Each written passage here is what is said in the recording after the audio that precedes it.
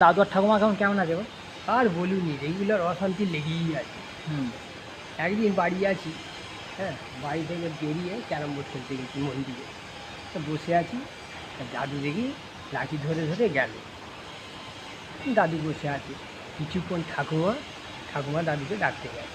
তা ঠাকুমা বলছে চলো বাড়ি চলো, খাবি। তো দাদু বলছে আমি যাবো না, আমি যাবো। ঠাকুমা দেখছে হাওয়া খারাপ, বুড়ো তো আসবে না। তা তখন ঠাকুমা বলছে আমার সেই 16 বছরের যৌবন আমাকে ফিরিয়ে দিতে হবে। তার মানে সেই 16 বছর আগে যে বিয়ে হয়েছিল যেমন ছিল হ্যাঁ। ওই রকম ফিরিয়ে দিতে হবে। দাদু বলছে আমি কোথাও পাবো, আমি কোথাও পাবো। তখন ঠাকুমা বলছে যেভাবেই হোক আমাকে ফিরিয়ে দিতে। তখন দাদু বলছে টাকা পয়সা নেই যে আমি ফিরিয়ে দেবো। হ্যাঁ, তখন দাদু দেখছে যার কোনো উপায় নেই, তখন আস্তে আস্তে দাদু লাঠি ধরে বাড়ি চলে। টাকা পয়সা থাকলেই সব হয় না।